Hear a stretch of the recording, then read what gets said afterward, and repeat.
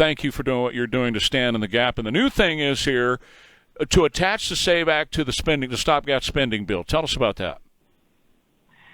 Yeah, happy to. First of all, let me just by echoing what you just said about the absurd news that we just learned about with respect to Harris, but importantly, Bexar County, right? The county that I'm proud to represent, that you represent with what you do with respect to getting information out to the public through the radio.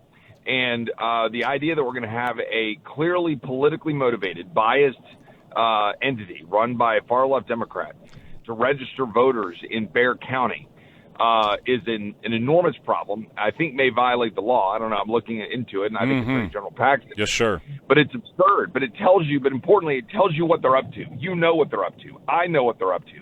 You know why they are allowing millions of people to pour into the United States, kids to die from fentanyl poisoning, Laken Riley to die, all of these individuals to get hurt, these Texans to die or get hurt. And now we see what they're doing nationally.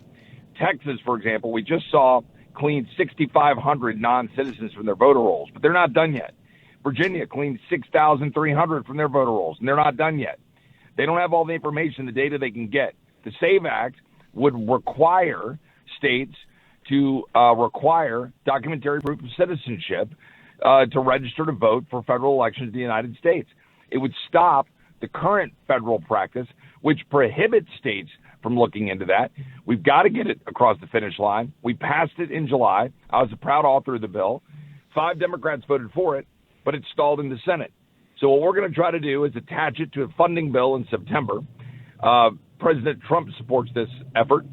Mike Johnson appears to. I don't want to get in front of things before they're public and firmly decided. I understand. But the conversations that are happening seem to suggest that he recognizes President Trump is correct and that we need to fight. The American people expect us to fight. American people know we can't deliver everything when we only have a bare majority in the House and we don't have a majority in the Senate, and we have a brain-dead president with a radical bunch of progressives propping him up in the White House. But we damn well ought to fight. The SAVE Act gives us an opportunity to do that. We ought to fight for it in September so that the voters know the difference between us and the radical progressive Democrats who want to remake America and dump all of these people, including criminals, into the United States. I want to encourage people to go to Breitbart.com and read your editorial piece over there. Breitbart.com, Representative Chip Roy. It's time to pressure the Senate Uniparty to stop illegal aliens from voting. You bring up something that the Democrats always throw back at us when we bring up something like, having to prove you're a citizen if you want to vote in our elections. Well, it's already illegal to do so, Congressman, so nobody is doing it, are they? No, that's exactly right. I mean, look, it's already illegal to come to the United States, but people are doing it anyway. True. Right? The fact of the matter is we know, the joke. But here's what's important for all the listeners out there. I'm not just spouting this off. We have, yes, it is on the books that it is illegal to vote in the United States in federal elections if you're here illegally. But what do we know? What we just saw happening in Bexar County and Harris County. Amen. We know Oakland, San Francisco, Washington, D.C., New York, they are all actively registering non-citizens. They have programs to do it. Now, they'll say, we're only doing that for state and local elections. First of all, bull. They're trying to stack the deck, build up the numbers, and they hope, wink, wink, nod, nod, that a lot of them still vote in federal elections. Number two, as I said, we have clear evidence of non-citizens having been on the voter rolls and getting cleaned off. If we do this, we will get thousands, maybe tens of thousands more. Number three, elections have been decided by mere hundreds of votes. Even in the 2020 election, Georgia was 10,000 votes? Arizona was a relatively small number. We've had states that have been decided by a few margins. Al Franken was elected by fewer than 400 votes. We've had members of Congress elected by a few hundred votes. Thousands of votes matters. And when you have 5.6 million people released into the United States by the radical progressive Harris-Biden administration, then you know what they're up to, and we ought to do this. And my final point is, when they finally admit there's a problem, it'll be too late. Yes. We know there's a problem, so we're fighting it now.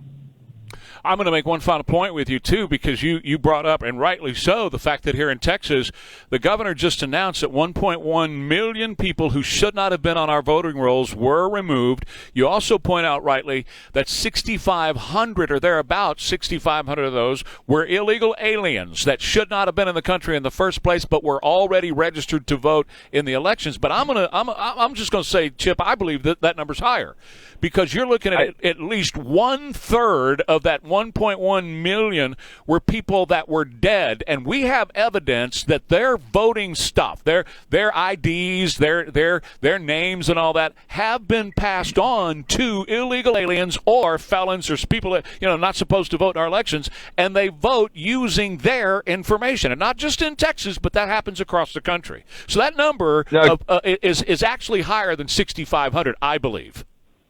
No, that's exactly right. You and I both know that. Every listener knows that.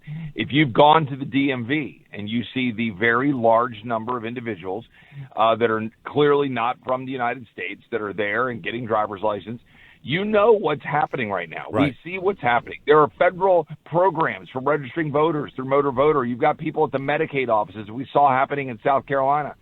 So we've got a lot of work to do. I know Secretary of State Jane Nelson, the governor, and others, they're working to try to root that out in Texas. Whatever we're doing, we got to go further. The legislature needs to act. We need to do more next session. And we need to pass this SAVE Act federally to require, literally all we're doing is requiring federal elections that you have a proof of citizenship to register to vote in federal elections. That should not be controversial. 85% of Americans support it because they see what's happening, they see the fraud, and they're tired of it. Two more things. Every other nation in the world, just about, every other developed nation in the world just about requires an ID to vote. They required an ID to get into the DNC 2 weeks ago to see Kamala. So if that can be required, then we certainly need to require it to vote, and you certainly need to be a citizen to vote in our elections. So do our listeners all over Texas that are listening right now, Chip, do they need to call Mike Johnson's office? What needs to happen now to move this forward so we get this passed? All right, well, step one is that the conservatives out there, and a lot of your audience are good, strong conservatives. Absolutely.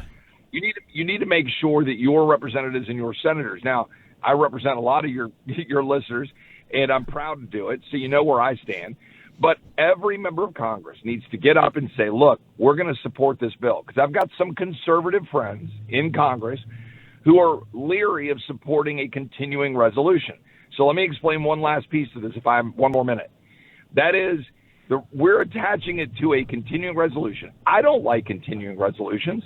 I would rather pass 12 appropriations bills, but right now we've only passed 5 of the 12. There's going to be a continuing resolution. So our plan is let's do a continuing resolution to keep funding at current levels, freeze spending until March. Let's give President Trump the pen. Let's not give Democrats and uniparty Republican big spenders the pen in December to pass a bloated Christmas tree spending bill.